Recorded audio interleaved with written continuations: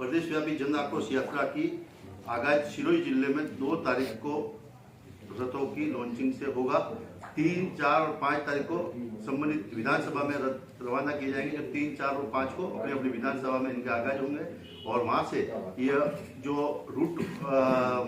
तैयार किया है इनका विधानसभा के अनुसार, उस रूट के अनुसार अपने अपने विधानसभा क्षेत्र में चौपाल और स्वागत और बैठकों के माध्यम से इसका जन आक्रोश की यात्रा का संचालन करेंगे। उसके अंदर एक शिकायत पेटिका रखी जाएगी। उसमें सरकार के विरुद्ध जन समस्या और काम के मामले में जो शिथिलता है, राज्य सरकार की अक्रमणीयता के बारे में जो भी शिकायतें हैं वो पर्ची के माध्यम से डिब्बे में डाली जाएगी और वो प्रदेश को डिब्बे जाएंगे और उस पर सरकार आने पर उस पर निर्णय किए जाएंगे जनहित में। धन्यवाद। जय हिंद, जय भारत।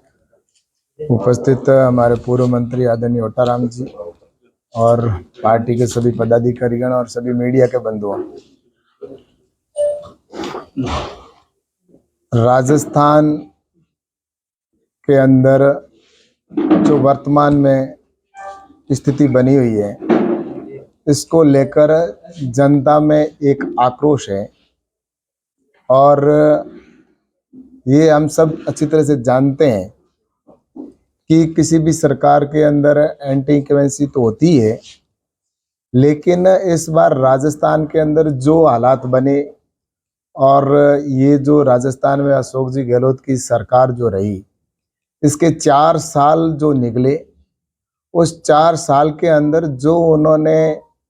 भय का वातावरण पैदा किया, भ्रष्टाचार का अड्डा बना और कुशासन और जंगल राज और जो भ्रष्टाचार का यहाँ पर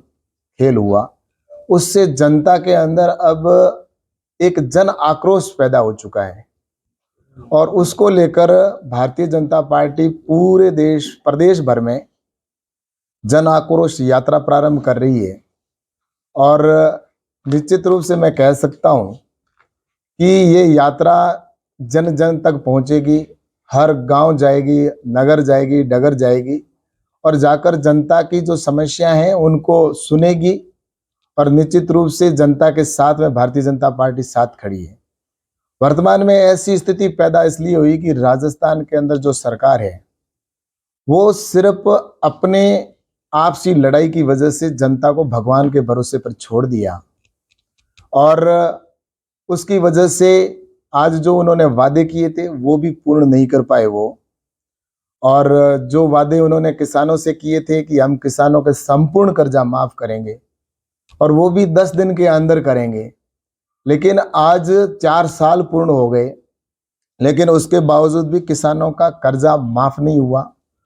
और उल्टा लगभग 9000 किसानों की जमीन कुर्क करने का काम राजस्थान की सरकार ने किया और दर्जनों किसानों को आत्महत्या करने के लिए मजबूर होना पड़ा। और दूसरी तरफ देखा जाए तो लॉ एंड ऑर्डर की स्थिति बिगड़ी हुई है। आज क्राइम के अंदर हिंदुस्तान में सबसे ज्यादा क्राइम अगर कहीं हो रहे हैं तो वो राजस्थान के अंदर हो रहे हैं। एक समय सबसे शांत प्रदेश अगर कोई कहा जाता था तो वो राजस्थान को कहा जाता था और आज सबसे ज्यादा क्राइम वाला क्षेत्र अगर कोई प्रदेश है तो वो राजस्थान है।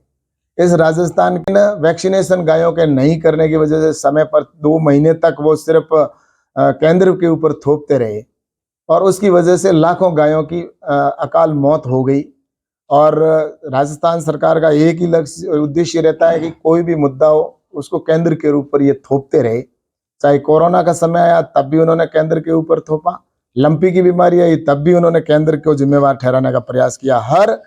जो काम जो नहीं कर पाते हैं उसको लेकर इन्होंने केंद्र के ऊपर थोपने का काम किया। और किसानों के लिए अगर बाजरे की बात करें तो आज किसान को बाजरी की जो मूल्य है वो बहुत कम मिलता है। आज किसान को बाजरा 1500 से 1600 रुपए के अंदर बेचने के लिए मजबूर होना पड़ता है, लेकिन एमएसपी के ऊपर बाजरे को खरीद करने के लिए भारत सरकार ने कई बार कह दिया कि आप खरीद सकते हैं, लेकिन उसके बावजूद भी आज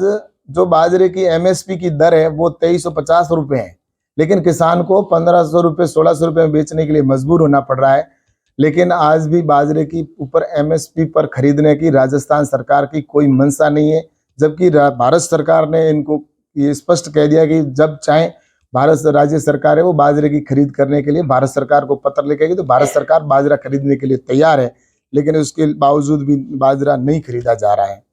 और इस तरह से आज इस प्रदेश के अंदर मंदिर भी सुरक्षित नहीं है, यहाँ पर आम आदमी सुरक्षित नहीं है, साधु संत भी सुरक्षित नहीं है। मंदिर में पूजा करने वाले या साधु संत जलने के लिए मजबूर स्थिति में पैदा हो जाती है। तो ये सारा जो तंत्र है, इससे पूरे प्रदेश की जनता त्रस्त हो चुकी है और इसकी वजह से आने वाले समय के अंदर मुझे लगता है कि जिस तरह से जनता में एक आक्रोश है, उसको लेकर भारतीय जनता पार्टी ने 200 विधानसभाएं और 200 विधानसभा तक पहुंचने का और वहां पर रथ यात्रा से जन आक्रोश यात्रा पहुंचे, इस दृष्टि से योजना बनाई है प्लानिंग से। और जिसके अंदर जैसा कि हमारे प्रदेश में प्रेस करके और 27 तारीख को प्रदेश अध्यक्ष जी ने, प्रभारी जी ने उसको वहां से एक सब जगह ये बात पहुंचाई है। और निश्चित रूप से ये जो सरकार है, जो आने वाले 17 तारीख जब है इस केंद्र की राज्य की सरकार को 4 साल पूर्ण होने पर वो जश्न की तैयारी कर रही है, लेकिन जश्न जैसा कोई प्रदेश में दिख नहीं रहा है। और इसलिए भारतीय जनता पार्टी ने इन 4 वर्ष पूर्ण होने पर